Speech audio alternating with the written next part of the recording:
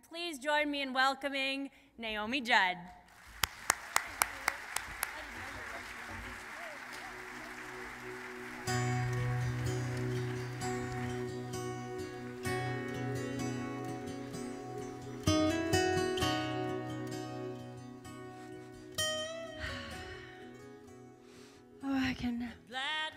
I can just smell the estrogen in this room. That's what happened when proud women get together. We can just levitate this building. Gosh, you guys look just like you do when I'm on TV. Hi there. You have a little thing right there in your teeth. Do that. I'm so tickled to be with you characters tonight because I know that you're special. You got up off your couch, you put down the remote, and you're not watching a reality show on TV right now. You're not wasting your precious life watching somebody else's, because this is real life. And also, you're not on the internet. Wow, we're face to face. We're not on Facebook. Did you know the new psychological research says that people who are on Facebook and they get 500 million hits a day get depressed, they get isolated, they feel envious, they feel jealous. It's true. And now they even call it a gateway drug, because when people get isolated and depressed and everything, they have to do something about their pain, so they go to other drugs. Am I standing in the light? I've been on stage before. It's a microphone. And this is my better side. Can you do that? Thank you very much.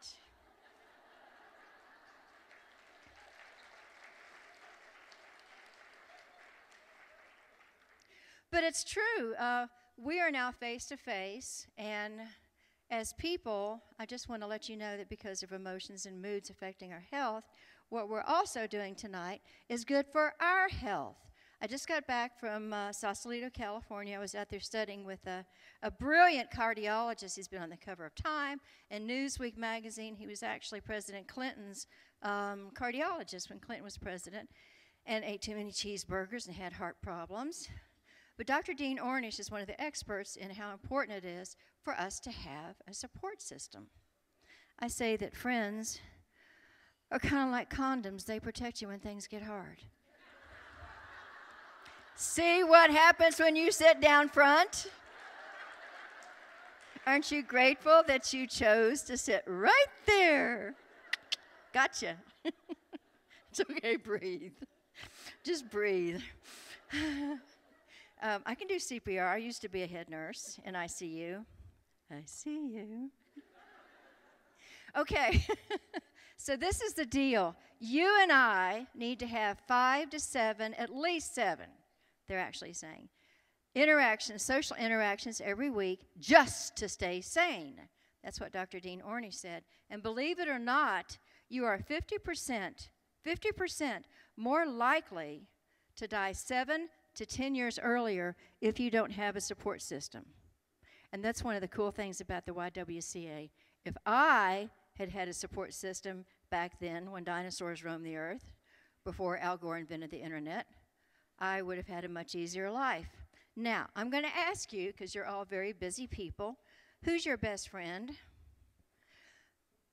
Who's your very best friend, like on the planet? I want you to think about that, because that's why I'm here today. I'm going to ask you to start thinking differently. You're going to think differently about me later. They kept trying to give me something to drink, and I said, you don't want me to have something to drink. I will tell a dirty joke. But I'm encouraging you all to think differently. I want, most of all, by the end of the evening, for you to think differently about yourself. Now, I have a lot of acquaintances. These are some of my friends in country music. I mean, Reba and Martina have been over to my house. We've talked on the phone. I consider them friends. Ooh, what a pretty redhead that is. She lives over the hill from me. Actually, my actress daughter lives on the farm up the street, and I actually just sold some land to Carrie Underwood, so she's going to be my next-door neighbor. But acquaintances do not count. I'm talking about people that make you do the bent-over double belly laugh, people that you share your deepest secrets with. Hi.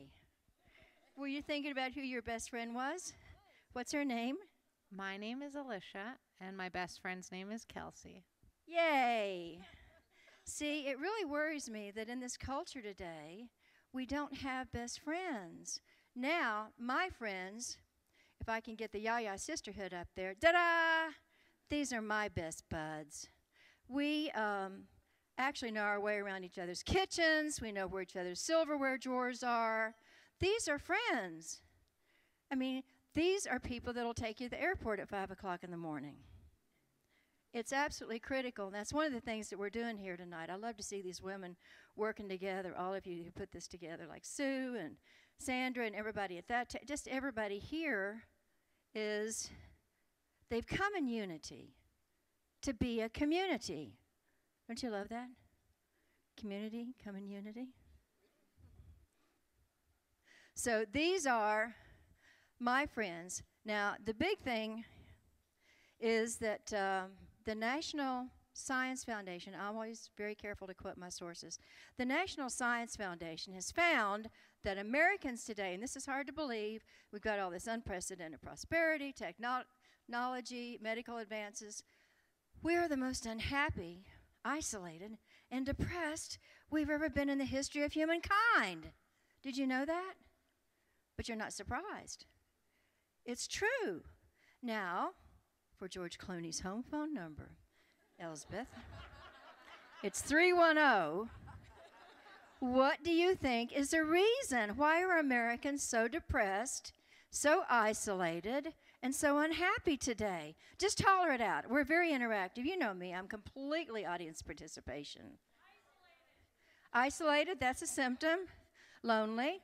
We are very lonely. That's a symptom. Come on with it now.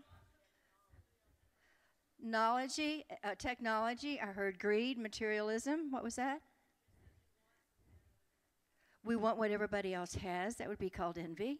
Can we get the lights back up? I want to see their smiling faces. Right. And this table over here just asked, you reckon she's had a facelift? Of course I have. Of course I have. I can hear everything you say. Hi. I didn't want you girls to feel like you're in timeout back here.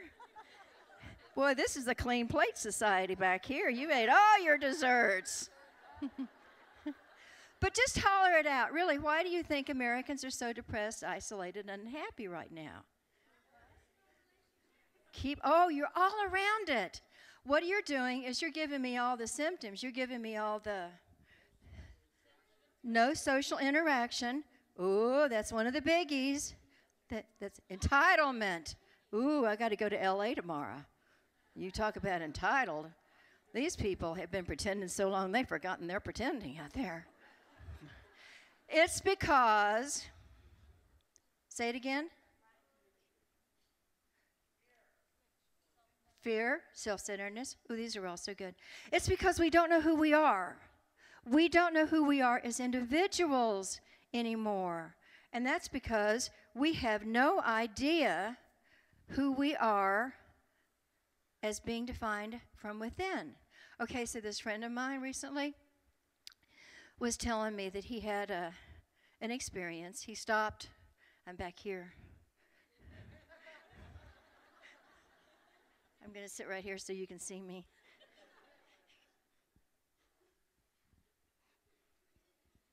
Okay, so my friend was telling me that he was driving down the highway back home. He saw a nun stopped on the side of the road. She was getting her gas can. She'd obviously run out of gas, so he was going to take her to the service station. And on the way, the nun said, I am so appreciative. You're such a wonderful Good Samaritan. How can I ever thank you? And he said, you know what? I have always had this fantasy about kissing a nun. And the nun said, well, you know, I did offer, so as long as you're a practicing Catholic, as long as you're not married, you don't have any kids or anything, I guess it'd be okay. So at the next stoplight, they had the bit of a kiss, and both of them enjoyed it a little too much. Well, they get the gas can, and they go back to the nun's car, and as they're saying goodbye, all of a sudden the guy said, my friend said, he just felt so convicted. He said, oh, I have lied to a nun. I'm Jewish. My name is Myron Schwartz. I've got 8 kids. I'm a practicing Jew. I've just lied to a nun. And the nun said, that's all cool, man. My name's Kevin. I'm on my way to a Halloween party. So what kind of mask are you wearing? Can I get you tonight to consider taking off your mask? Will the real you stand up? See, I have written on here, friends are like condoms. That was just kind of a last-minute thing that was for you, sir, so. But the National Science Foundation says that as Americans, we have to start getting back to becoming those rugged individuals and being defined from within as we once were. Let's go to the next slide. This is how I started figuring out who the heck I am. I know this is weird. It's not typical. But you've got to start being a detective in your life, and you've got to start doing an interview with yourself, because people like Barbara Walters and certainly Larry King, Mike Wallace, Diane Sawyer, they're always asking me about my story. And it's our stories that begin at home. And I guarantee you that most of you have never even considered thinking about what it was like when you were a little poopsie-whoopsie baby. It's hard to imagine you as a baby, you big football player, man, you. But seriously, if you will, just to start thinking differently, this will change everything in your life, by the way. I love to say shift happens. I feel like I'm getting away with something. On the count of 3, can we all holler shift happens? 1, 2, 3. Shift happens. You betcha, as you all say up here. When you start to realize that everything that you're doing right now, all of your behaviors, all of your thoughts, all of your actions, are actually coming out of the first 3 years of your life. They're coming from your beliefs. Your beliefs are based from your earliest memories and your earliest experiences. I've been studying neuroscience for 23 years now, so I get to hang out with all these brilliant Nobel Prize winning physicists and geniuses and psychiatrists, and it's like the genius and the hillbilly.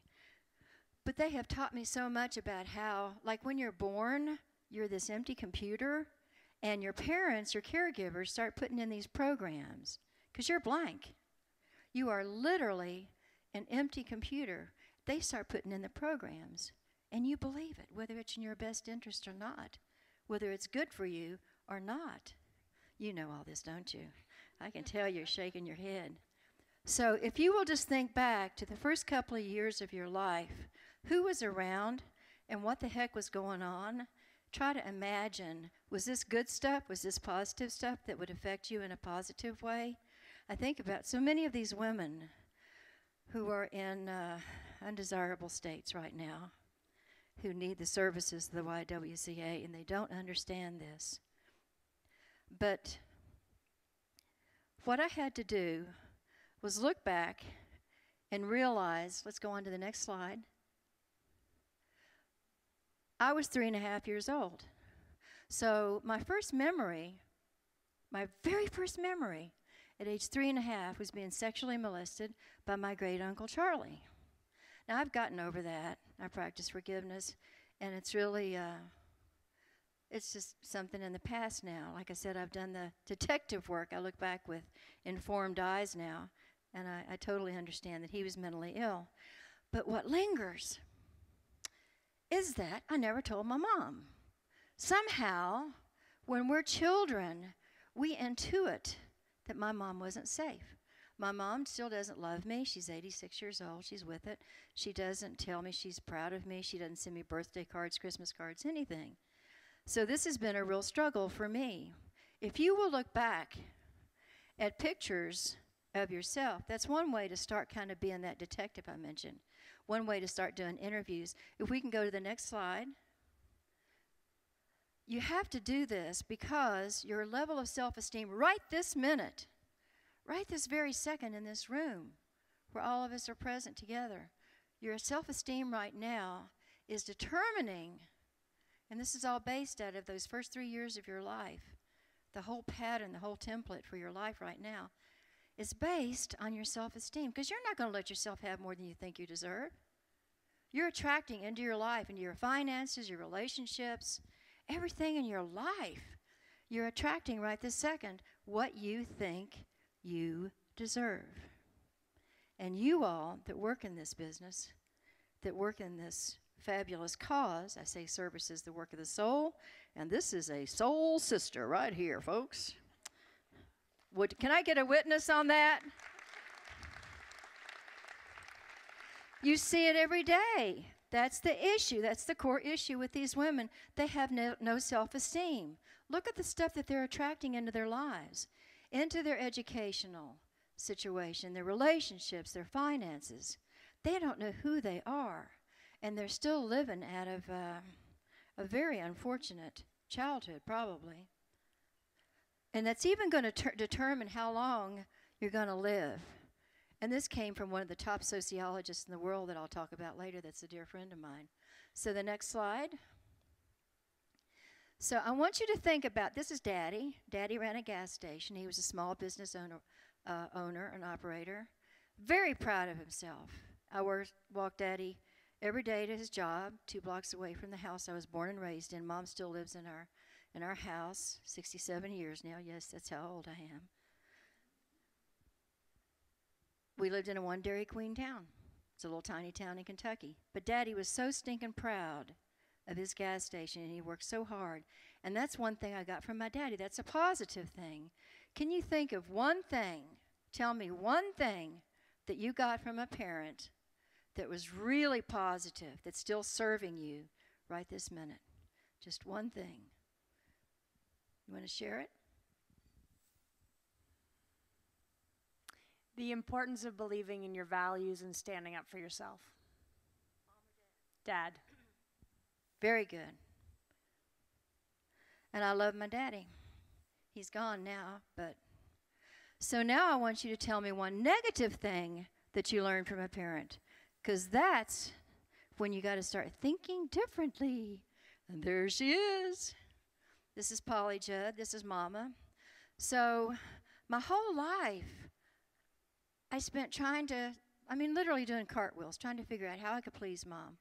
Why wasn't I lovable? Why did Mama love me? And then my therapist, and it's sad that only 1% of the population ever goes to therapy, only 1%, unless you're a Judd. Yes. Okay, how many of you all think that the stork dropped you at the wrong house mistakenly? Can I get a witness? Yeah, come on with it. Be truthful. Dropped you at the wrong house, was drunk. Okay. So my therapist, about 20 years ago, finally said to me, you know, you keep saying there's another way of looking at things. That's how you solved all your problems in life. If something's not working, that's great, because it's what doesn't work that helps us figure out what is going to work. That's what helps us get rid of stuff. So he said, there's got to be another way of looking at this. Have you ever considered how your parents, like take your mom, do you know anything about your mom's childhood? Do you know anything about how your mom was raised? I found out the family secrets, and they're called secrets for a reason. Mama's grandfather, my great-grandfather, was a mass murderer. David Stone, my great-grandfather, was a mass murderer. My grandmother, Mom's mother, her name was Edie Mae, I knew her. Good old Edie Mae murdered my grandpa. You know that song we sing all the time? Grandpa, tell me about the good old days. You ever heard that song? You're supposed to say yes. I'm counting on you. You never went to the Calgary Stampede. You never saw me in my rhinestone goofy outfit singing Grandpa. Really?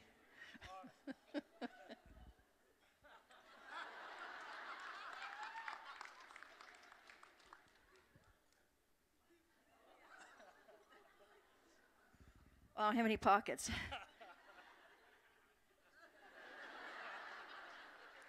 Hey, I don't have any pockets. I've got a $100 bill down there. I've got a breath mint because I had onions on my cheeseburger. What else have I got down there? Oh, a safety pin. It's true. Can I put that packet of Sweet and Low down there too? I might have it. I diverge. Here I am talking about my great-grandfather being a mass murderer. It's not funny, but you got to laugh at life, don't you? Okay, so my grandmother, her name was Edie Mae. She's my mom's mom, right? She murdered Grandpa. She murdered Howard, my grandpa. So do you know how weird it's been? I can tell this story now. But do you know how weird it's been for 30 years with Winona and I? 6 Grammys. The song actually won a Grammy of the Year for Song of the Year. Singing Grandpa. And I'm standing there thinking, okay, I know the real story. I know why my mom is the way she is. My mom can't give something that she's never had. You don't go to the hardware store for milk. My mom can't possibly show me love and affection because she never got it herself. Actually, Edie Mae was a thief and an arsonist. She burned down the family restaurant, then took the insurance, skipped town with her lover, Jerry, and then, boys and girls, Jerry died in a mysterious accident 3 months later.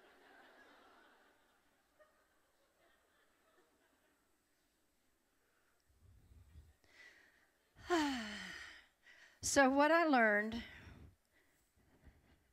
and by the way, and this, I'm going off script now, but I do that all the time. One of my girlfriends is Dr. Helen Morrison, who's pretty much the country's expert on serial killers. She actually testifies at all the big trials, like John Wayne Gacy, that he was sane, even though he was a major serial killer. She has his brain in her basement. She testifies at all the trials. Andrea Yates, who was not a serial killer, but anyway, she's like the world's expert on serial killers, and she's one of my best girlfriends. She taught me that serial killers are made in the first 3 years of life. And that just goes to my point, how incredibly important it is for you and I, these women that we serve, to be bonded, these children too, to be bonded with a loving parent. Because that's how you start out in life.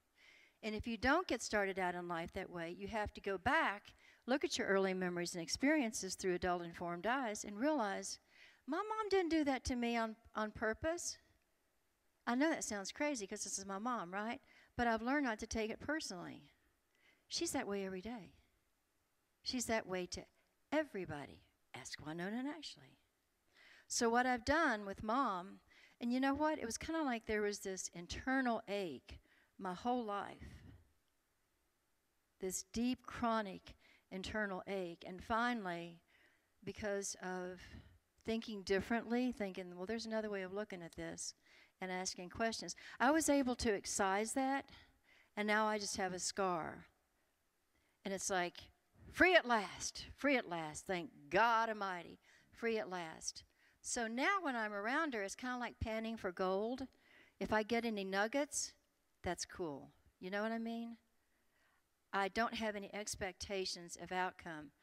One thing we just skipped was about boundaries, and I got to tell you all that because the holidays are coming up. You might like this. One thing I do with my mom is I have boundaries. If she starts to be mean or criticize me, I just say, okay, here's the deal. I'm going to leave the room. I'm going to hang up the phone. That's the boundary. And with the Thanksgiving and Christmas coming up, boundaries are a good thing. One thing that Winona and Ashley and I have, because we're, like I said, we share a valley. We live on adjoining farms. It's called Peaceful Valley. But one thing that we agree on, we have boundaries. So for instance, for Thanksgiving next week, we know our boundaries. No knives, no guns, no live grenades. And I have a girlfriend who has issues with her mother-in-law, so she only spends 2 hours at her mother-in-law's house. Those are boundaries, and boundaries are very good for us when we have to be around somebody that doesn't make us feel safe. Now let's go to values, because values are cool. Your values, and this is the other way how I figured out so that I can be healthy and happy and radiantly goofy as I am right now, sort of the body of evidence, the living proof right now, how I've survived all this stuff. Your values are what matters to you.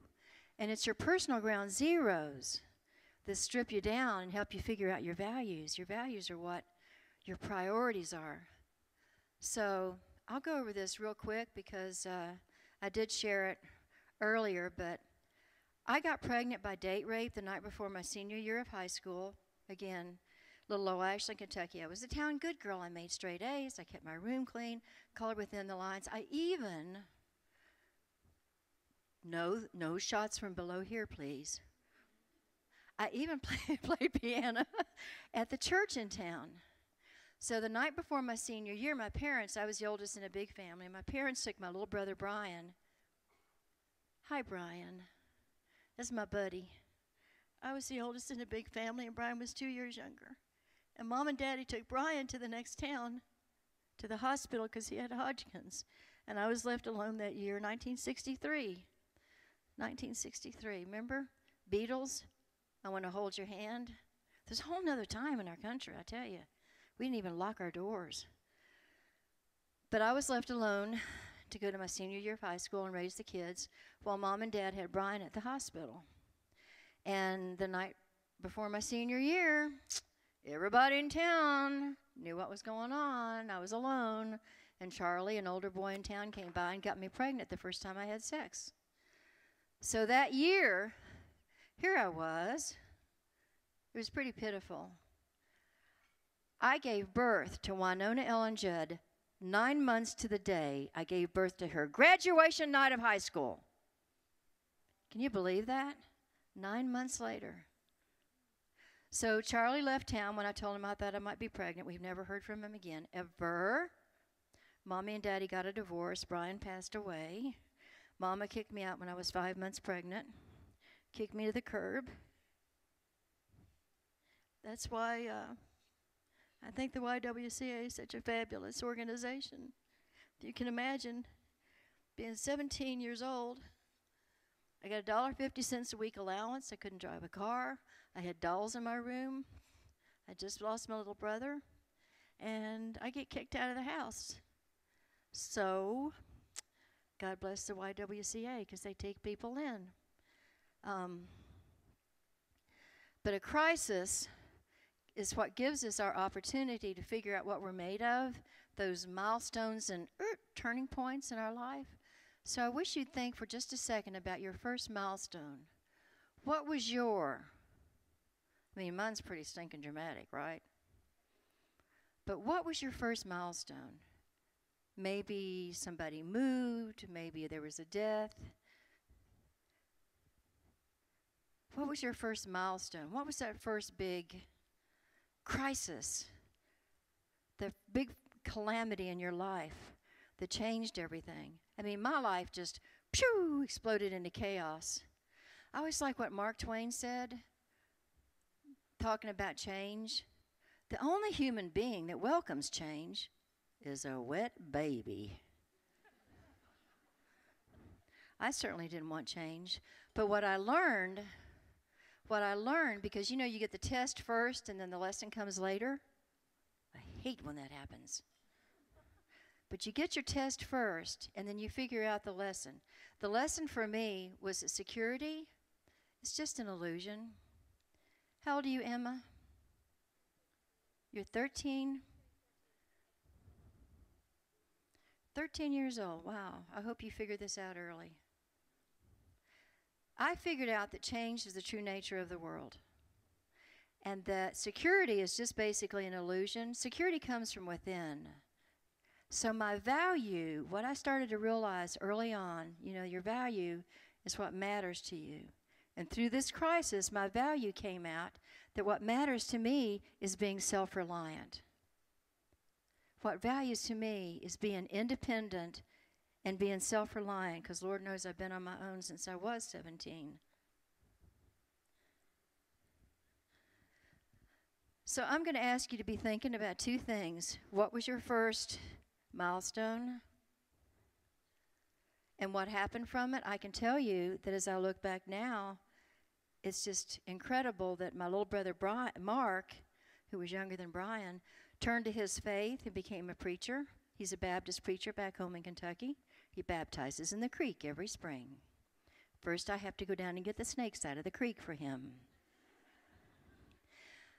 Brian's best friend, whose name was Jimmy Lett, used to take him his homework when Brian was in the hospital and was actually a pallbearer at the funeral, became a pediatrician because he was so devastated by what he saw happen to Brian.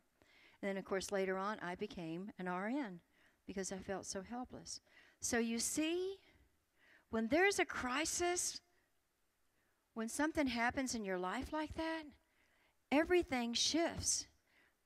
And one of the things that's really helped me is to figure out what's not working. It's kind of like when they asked Michelangelo about how in the world he created that magnificent sculpture of David. And he said, I just kept getting rid of what wasn't David. And that's what I'm doing in my life. Let's go to the next slide. So fast forward. This was in, I guess, 1972.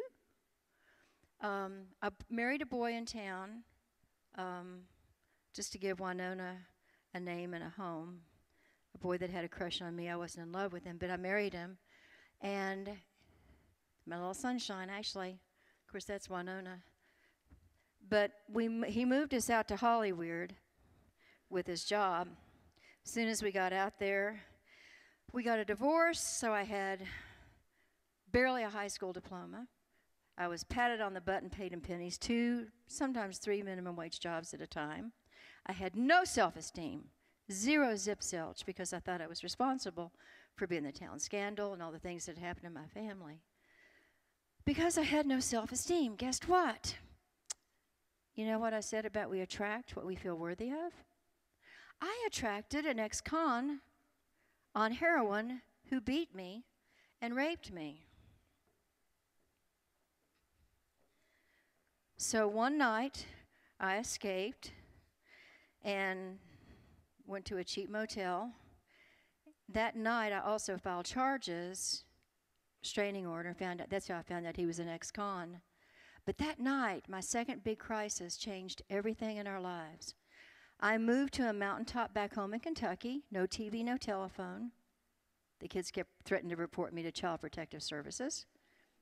I got my RN degree. Winona discovered the guitar. Ashley discovered reading and literature, and her imagination flourished and blossomed. That's how she's an actress today.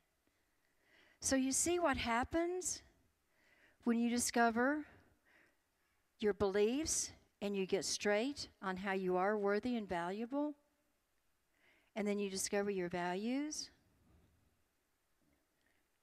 Let's go to the next slide real quick, because we went to Nashville, Tennessee later, of course, and because of you characters, we had the ride of a lifetime. We had the adventure of a lifetime.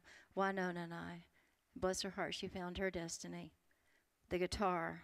The next slide. Oh, I need to tell you about the hepatitis C real quick, because I was an RN before I became Winona's singing partner. When I got hepatitis C, which is going to kill 4 times more Americans than AIDS will in the next decade, the Mayo Clinic told me I had 3 stinking years to live. And I said, nope, I am going to live long enough to see the day that Winona and Ashley don't blame me for all their problems. I'm still here.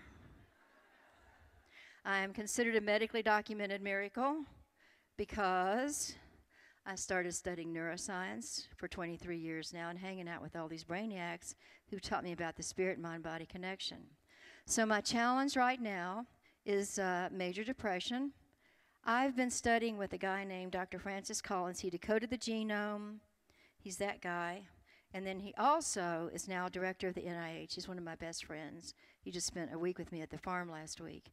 But he's taught me, and this is the good news I have for you, only 1/3 of your genes will predict how healthy, how happy, and even how long you're going to live. Only 1/3. That's good news for me because I've got the gene for depression.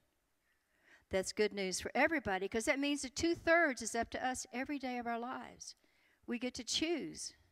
We get to choose everything. So depression is a medical illness like heart disease, diabetes. So the reason we have the picture of Ashley is that Ashley's been very vocal about her depression. 1 in 4 of us are diagnosed with depression in any given year. Among civilized nations, it's the #1 cause of disability. Depression is. It's a physical ailment, just like diabetes, cancer, heart disease, more prevalent. If your pancreas doesn't make insulin, you take insulin. If your thyroid doesn't make thyroxine, you take it. I have to take meds for my depression, and I'm very proactive, obviously. So the last, please. Oh, that's Francis. That's Francis Collins, my bud. He's a genius. I love him. So I'm out of time. I'm getting the signal, and I will have to leave you with what Elizabeth Taylor said to her 7 husbands. I won't be keeping you long. But I just want to thank the YWCA. Thank you for having me come to Calgary. I feel very grateful to bear witness to the awesome work that you're doing here. And God bless the YWCA. Thank you.